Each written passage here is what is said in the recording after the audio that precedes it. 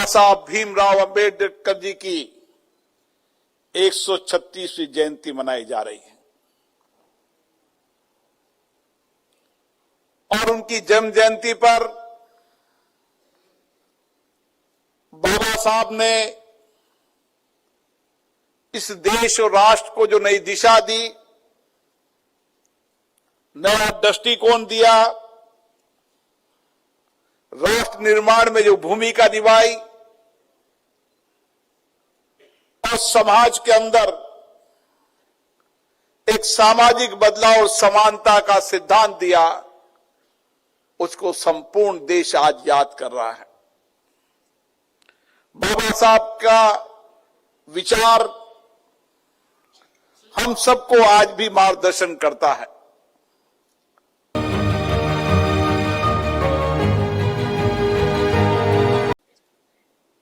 और आने वाली पीढ़ी को उनका जीवन दर्शन, जो भी अभी किशोर जी ने मकवाना साहब बता रहे थे, आने वाली पीढ़ी को अगर नई प्रेरणा, नया साहस, नया संकल्प, नया आत्मविश्वास, दृढ़ निश्चय और देश राष्ट्र की सेवा की ओर बढ़ना है तो बाबा साहब के विचारों को आत्मसात करना होगा। और इसीलिए जीवन में कितनी भी चुनौतियां हो, कितनी भी संकट हो, कितना भी आपदा हो, लेकिन अगर लक्ष्य बड़ा होता है, संकल्प बड़ा होता है तो वह पूरा किया जाता है। वो बाबा साहब के जीवन दर्शन से लोगों ने देखा है। उस कालखंड के अंदर बाबा साहब के सामने बहुत चुनौतियां थी। सामाजिक असमानता थी, लेकिन एक छोटे से परिवार में पैदा होने के बाद भी उन्होंने शिक्षा को अपने जीवन का संकल्प बनाया और इसीलिए शिक्षा के उच्चतम शिक्षा, दुनिया की सबसे उच्चतम शिक्षा प्राप्त करने के बाद भी उन्होंने देश सेवा, राष्ट्र सेवा का विचार और संकल्प अपनाया। वह भी सरकारी नौकरी कर या निजी सेवाओं के अंदर एक अच्छी जिंदगी जी सकते थे, लेकिन वह भारत के अंदर सामाजिक न्याय, सामाजिक समता, असमानता को समाप्त करना और एक ऐसे समाज का निर्माण करना जिसमें सब भारत के लोग एक हो। और इसीलिए बाबा साहब ने केवल संविधान नहीं बनाया, बाबा साहब ने देश उस कालखंड की हर चुनौतियों पर अपने विचार रखे। वो एक बड़े अर्थशास्त्री थे जिन्होंने अर्थशास्त्र के उन सिद्धांतों के आधार पर आजादी के बाद भारत के अंदर वित्तीय संस्थाएं कैसी रहे, हम किस तरीके से आर्थिक रूप से मजबूत हो, उसके लिए विचार व्यक्त किए। उन्होंने देश के अंदर एक तरफ उद्योग कारखाना लगाने की बात की, दूसरी तरफ मजदूरों के साथ न्याय की बात भी की और समय समय पर मजदूर आंदोलन के अंदर भी मजदूरों को न्याय मिले, श्रमिकों को अधिकार मिले, उसकी न्याय की लड़ाई भी उन्होंने ली। उन्होंने ऊर्जा के अंदर, उन्होंने किस तरीके के अंदर सिंचाई प्रबंध के अंदर, अलग अलग क्षेत्रों के अंदर उनके विचार लंबे समय तक इस पीढ़ी को मार्गदर्शन करते जाएंगे। और इसीलिए ये संविधान की ताकत है कि हम भारत के लोग आज विकसित भारत के सपनों को देख रहे हैं। ये संविधान का वो अधिकार भी है, कर्तव्य भी है, दायित्व भी है। जब समय अधिकार का था तो हमने अधिकार की बात की, जब समय कर्तव्य दायित्व की बात आ गई तो हमने सामूहिक रूप से हम सब मिलकर भारत को विकसित भारत बनाएंगे, इस संकल्प को पूरा करने के लिए भी बाबा साहब के मार्गदर्शन में काम किया। और इसीलिए बाबा साहब का विचार दृष्टिकोण कितना बड़ा था। उस कालखंड में भी संविधान के एक एक आर्टिकल को आप देखोगे तो हर आर्टिकल पर लंबी चर्चा हुई, डिबेट हुई, सहमति असहमति हुई। और जब डिबेट चर्चा होती थी तो अंतिम निर्णय संविधान सभा के लोग बाबा साहब से पूछते थे कि आपका क्या विचार है। और बाबा साहब उस समय के साथ भविष्य के अंदर भारत के दृष्टिकोण, विचार, चिंतन, विकास, सबको न्याय, सबको अधिकार, सबको मत का अधिकार और सारा समाज एक हो, इस दृष्टिकोण से एक एक आर्टिकल पर गंभीरता से विचार हुआ। और आज ये परिणाम है कि दुनिया में सबसे बड़ा संविधान भारत का है, जो दुनिया के कई लोकतांत्रिक देशों में मार्गदर्शन करता है। और इसीलिए उन्होंने जनता के हाथ में सत्ता की ताकत दी, क्योंकि एक कालखंड तक हम राजाओं के शासन में रहे, उसके बाद अंग्रेजों के शासन में रहे। इसलिए जनता के हाथ में सत्ता की चाबी हो, जनता सत्ता के निर्णय करे, फैसले करे। और उस कालखंड में सबको मताधिकार, सबको समान अधिकार, ये उन्होंने दृष्टिकोण विचार दिया।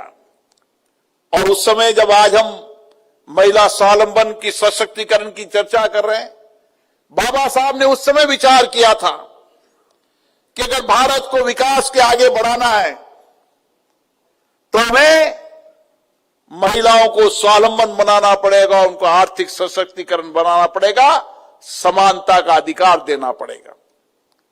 और बाबा साहब का ही विचार है कि आज पंचायत से लेकर संसद तक हमारी विधायी संस्थाओं के अंदर महिलाओं की भागीदारी है। आज भारत की महिलाएं हर क्षेत्र में नेतृत्व कर रही है।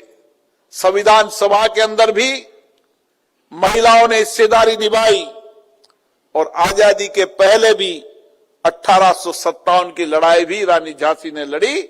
उसके बाद 47 के बाद देश के नवनिर्माण के अंदर भी समय समय पर महिलाओं का योगदान रहा। और इसीलिए पुरुष हो, महिला हो, सबका अधिकार, सबको समान अधिकार, दलित, शोषित, वंचित व्यक्तियों को न्याय मिले, समाज के अंतिम व्यक्ति को भी वह अधिकार हो जो सबसे बड़ा पूंजीपति व्यक्ति है, उसको भी समान अधिकार देने का दृष्टिकोण, विचार संविधान में दिया। और इसीलिए आज समय आ गया है कि हम भारत के अंदर बाबा साहब के विचारों को, उनके दृष्टिकोण के, उनके चिंतन को, उनके दूरदर्शी सोच को, उनके विचारों को आत्मसात भी कराएं, उनको बढ़ाए भी सही। समाज और के अलग अलग क्षेत्रों के अंदर आप अलग अलग राज्यों से आए हैं, हमें अलग अलग राज्यों के अंदर भी बाबा साहब के विचार, दृष्टिकोण को समाज के अंतिम व्यक्ति तक पहुंचाना चाहिए। हमें शिक्षा के मंदिर के अंदर भी हर बालक शिक्षित बने और उसका सपना देश और दुनिया का सबसे बड़ा व्यक्ति बनना सपना हो, ये बाबा साहब के विचार से वो आत्मसात करें। इसलिए आने वाली पीढ़ी शिक्षित बने, दीक्षित बने, संस्कारित बने। बदलती शिक्षा नीति के अनुसार नए इनोवेशन, नई टेक्नोलॉजी को लेते हुए भारत के विकास में योगदान दे, जैसे बाबा साहब ने योगदान दिया था। इसीलिए आज हम सब यहां पर बाबा साहब को याद करने आए और देश और नई दुनिया के अंदर भी आज बाबा साहब के विचार चल रहे हैं, दृष्टिकोण चल रहे हैं, उनका चिंतन चल रहा है। देश के अंदर और दुनिया के अलग राज्यों के अंदर भी आज बाबा साहब ने दिया गया विचार दृष्टिकोण, संसदीय लोकतंत्र दुनिया के अधिकतम देश अपना रहे हैं। उस समय विपरीत परिस्थितियां थी, अलग अलग विचार थे। इतनी विविधताओं के अंदर देश कैसे एक रहेगा? लेकिन बाबा साहब ने कहा कि समानता, सबको न्याय, बंधुता, असमानता को समाप्त करने से ही हम संसदीय लोकतंत्र की ताकत को बढ़ा पाएंगे। और यही कारण है आज दुनिया के अंदर संसदीय लोकतंत्र ही शासन चलाने की सर्वश्रेष्ठ पद्धति है। इसलिए लोकतंत्र की आत्मा बाबा साहब के विचारों में है। हम सब बाबा साहब के विचारों, दृष्टिकोण, चिंतन को लेकर जाएं। समाज के अलग अलग वर्ग, अलग अलग समाज के अंदर हम सब मिलकर सामूहिकता के साथ विकसित भारत के सपनों को पूरा करें, उसको संकल्पों को पूरा करें। जब हम लोग, संपूर्ण भारत के लोग मिलकर इस काम को करेंगे तो निश्चित रूप से माननीय नरेंद्र मोदी जी ने जो संकल्प दिया है वो संकल्प भी पूरा होगा और विकसित भारत बनेगा तो दुनिया के अंदर हम नेतृत्व भी करेंगे। आप सबको बहुत बहुत धन्यवाद। पुनः मैं बाबा साहब को प्रणाम करता हूं। उनका जीवन दर्शन, उनके विचार, दृष्टिकोण, उनका चिंतन हमें और आने वाली पीढ़ी को हमेशा मार्गदर्शन करता रहेगा। आप सबको बहुत बहुत धन्यवाद। जय भीम।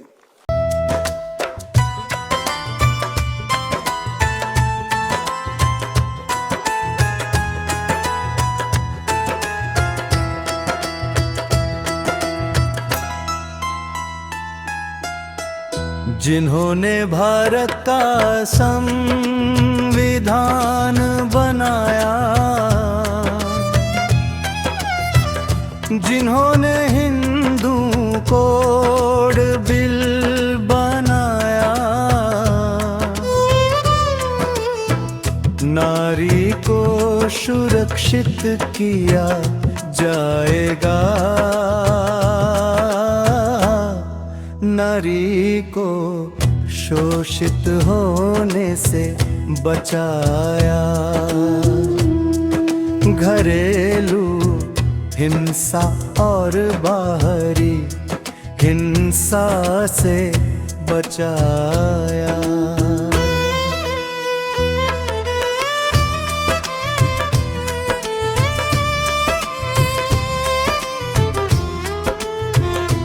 आजाद पंछी बनाया, अब नहीं होगी कोई अबला रे पिता नारी। हाँ हाँ, नारी को सुरक्षित किया जाएगा, मान सम्मान दिलाया जाएगा, मान सम्मान दिलाया जाएगा।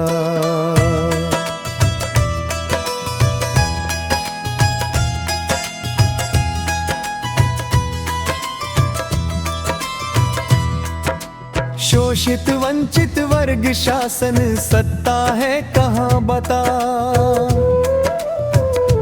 हाँ हाँ वो पता भी अब ढूंढा जाएगा। कम्युनल अवार्ड से शासन सत्ता वापस लाया जाएगा,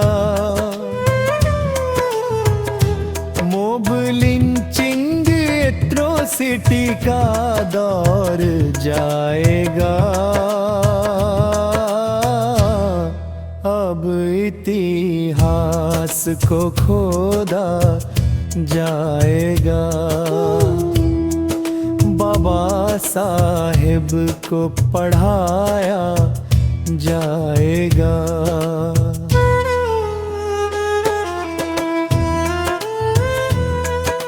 सम्राट अशोक सिंधु घाटी सभ्यता का इतिहास पुनः स्थापित किया जाएगा। हाँ हाँ नया दौर आएगा।